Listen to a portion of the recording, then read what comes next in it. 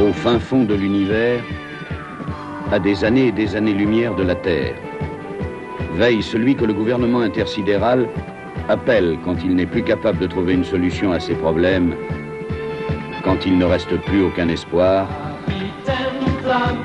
le capitaine Flamme. De notre voie lactée, mais tu l'as traversé.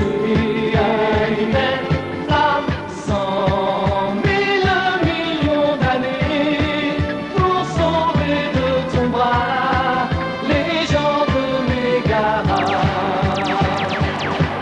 Il y a dans ton cyberlab et dans ton cosmolène ton petit copain Ken.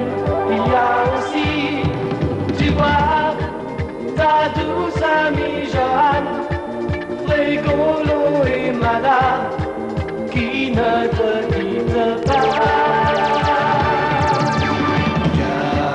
Capitaine Flamme, tu n'es pas de notre galaxie, mais du fond de la nuit. Capitaine Flamme, d'aussi loin que l'infini, tu descends jusqu'ici pour sauver tous les hommes. Capitaine Flamme, oui c'est toi, un jour qui sauvera tous ceux de Mégara.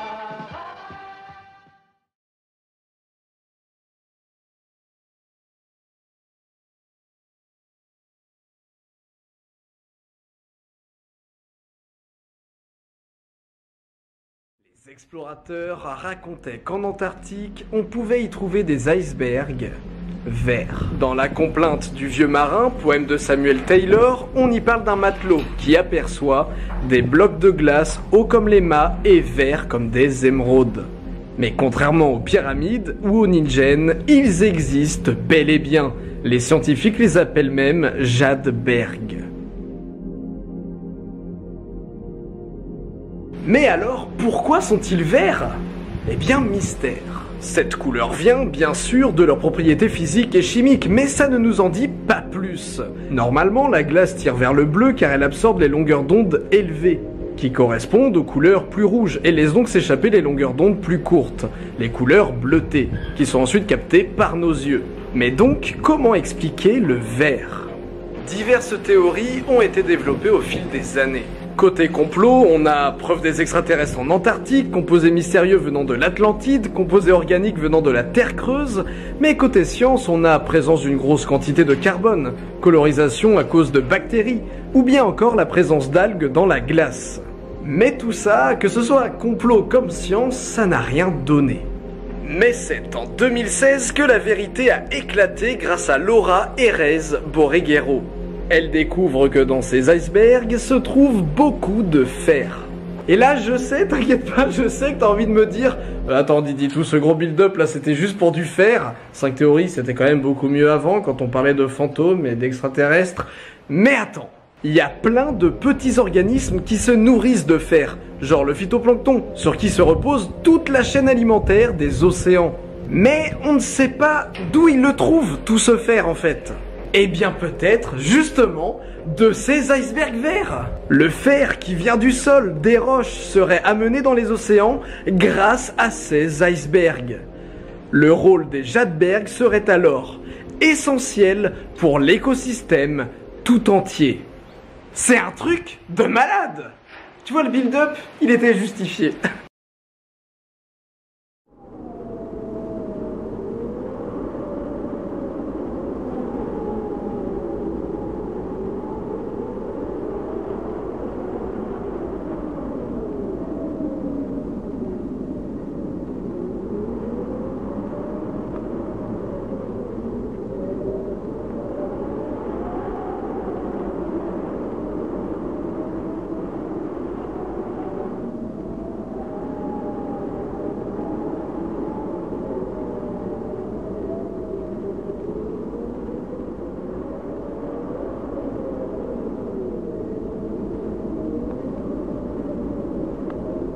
About that. But what is interesting in that commentary as well is that according to As-Suyuti, one of the narratives that he's putting here as, for our consumption, is that Kaf is a mountain that surrounds the earth. And not just one mountain, but there are 7 mountains to be explained. So first, there is a mountain that surrounds this earth, and the sky rests on that mountain. At least the ends of the sky or the wings of the sky flutters above the mountain. And by the way, this mountain is made of emerald. So all the emerald on the earth are really pieces from that great mountain. In any case, beyond the mountain is another earth. And surrounding that earth as well is another mountain that is also called Kaf. And there are 7 of these. So in this way, there are 7 earths and 7 mountains. But past every mountain, there is a moat. And that moat is, you might say, an ocean. And so we have 7 oceans as well. And each one of the mountains is supporting a sky. So that's how we have 7 skies, 7 earths, and 7 oceans, according to this narrative in As-Suyuti. So most people will find today that, this is very ancient cosmology. And of course, this is not from the Quran. This is what people have So is it just one commentator who has come up with this, or is it more than one? No, there are other commentators as well. And some of the commentary is even more fantastical than this. I have here the Arabic text of Tafsir al-Qurtubi. And in a previous episode, I relied on some English translations, but the English translations are not yet to this volume. This is volume 19 in the Arabic, and this is an edition edited by Dr. Abdullah ibn Abdul Mohsin at-Turki. You might say the Turkish person. That's how his name reads, whether he's of that nationality or not. In any case, in this tafsir, we have this strange narrative. It says Wahab said, and this is tracing it to one of those persons who are known to have brought us information from the Jewish and Christian sources. So he said that Dhul Qarnayn went upon this mountain Kaf, or came upon this mountain Kaf, or came to this mountain Kaf, Ashrafa ala, so it's hard to translate. Either he went up or he came to it.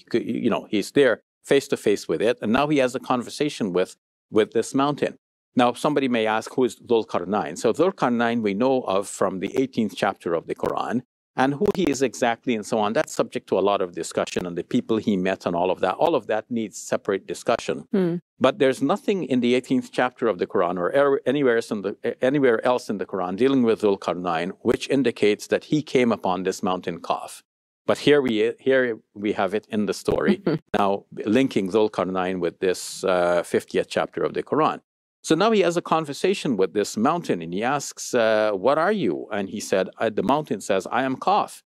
And so Dhul Qarnayn asks, what about all these other little mountains around you? And Dhul Qarnayn's, the mountain Kaf replies, these are my roots. And each one is connected to a city. So when God orders me to cause a quake in a particular city, I order the particular mountain that then reacts and causes a quake in that particular city. And Dhul Qarnayn now is more curious, so he asks, "Okay, tell me about something about the greatness of God." And the mountain says, "Well, everything about God is great, but I'll tell you something." Behind me is an earth, whose the distance to cross it would take you 500 years. Times 500 years. So it's 5 times 5, 2,500 years. And it's made from the mountains of ice. And had it not been for that earth behind me, I would have burnt up due to the heat of hell. So Dhul Qarnayn asks, tell me more. And so tells more. And he says, okay, the angel Gabriel stands before God, and his muscles tremble. And from each trembling, God creates 100,000 angels, and so on. You know, so that's. So do you think they're getting this from hadith or well, as this narrative, where is it coming from? This narrative explicitly says that it's coming from Wahhab. Okay.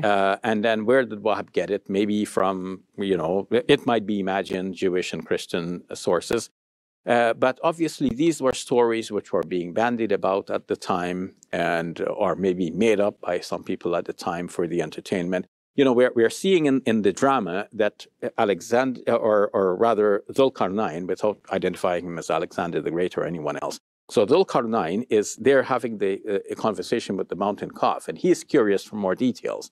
But the actual fact is that this is a drama between the storyteller and the listener. It's the listener that wants more details, and the storyteller is giving them more details, and the more details come with more fantastical elements to surprise and keep the listeners in suspense and keep them gravitated towards the storyteller.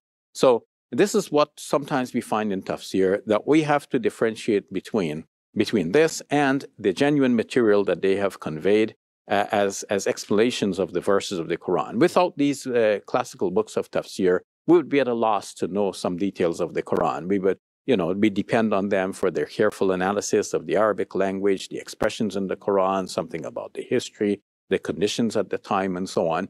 But we have to be aware of these fantastical stories. And not only the fantastical stories, we have to be aware that these scholars were operating in a milieu that is very different from ours, and they had thoughts and ideas and certain things that are acceptable to them, which are not acceptable to us. Far away, in a land beyond our world, on the edges of existence itself, lies a mysterious and mystical land. A land where the fountain of youth could be found. A land that is the homeland to the legendary species known as the Jinns. The land is known as Mount Qaf. Mount Qaf isn't mentioned in the Quran directly, but in a hadith by different narrators. It is prominently known to be the mystical home of the Jinn, a place where night doesn't exist and the day burns fiercely.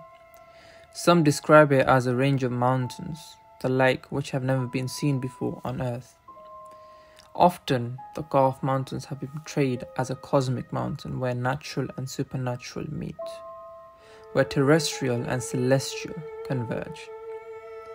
As geographer, historian Ibn Fadl describes it in his encyclopedia, Masalik al-Absar fi Mamalik al-Amsar. Jabal al-Qaf is the mother of all mountains, and it is linked to other earthly mountains through underground subterranean ranges. He also describes that the Qaf is the loftiest mountain range created that encircles the entire world and supports it from its back. Some Islamic cosmologists have gone further and described Qaf as a bowl that holds the earth, the oceans, and everything in it. Older medieval accounts have a distinct way of describing the world's geography as we know it. They show a disc-shaped earth encircled by Mount Qaf, held by a bull who is on top of a fish that is held up by an angel. In the past, whenever earthquakes would occur, people would often think that it was Allah delivering punishment to the people through Mount Qaf via its underground subterranean ranges connected to the earth. Older accounts have called Qaf and its surrounding ranges as Jinnistan to describe the place based on the creatures living there. The Jinns live inside various kingdoms ruled by various Jinn kings. They have their own form of currency, administration, and politics within the realm. But all of these kingdoms exist and live on Mount Qaf. In 2001, an interesting event took place. As bizarre as it sounds, an internet forum received an email from a Jinn who claimed it was from Saudi Arabia, though we can neither confirm nor deny the authenticity of this email. It is nevertheless an interesting piece to read. In that email, he says, "I was born as a Jinn. However, I live among people like you. I am no different than the physical body you have. He further states that he can take any shape except 7 shapes. He doesn't go further into those 7 shapes though. Then he begins to describe his work. He calls himself a scholar of Arabic, and his father before him was also a scholar of Arabic. He also describes the jinn world, saying that they have very limited resources and his family lacked in knowledge, food and habitation, which is why they had to move to Earth, or the reality that we live in right now. He was born in 1902 and their family struggled as they were poor. He says that his homeland is in the Kaf Mountains, where they have an equivalent government like ours. There is always turmoil between different sects, saying that what your family possesses determines your standing within the jinn society and your influence within it. Further on, he goes to describe himself as a being of the Jan sect, which is the lowest of the jinn sect. So there is casteism within the jinn society then. This whole event was posted on the Yahoo groups. Unfortunately, I was unable to find the source. Nevertheless, this could either be fake or it could be real. Only Allah knows best. But this makes the story of jinns quite relatable to humans, because in a way, human beings also suffer from the same socio-economic problems as the jinn, which makes you wonder why they're so easily able to blend into the human society in the first place.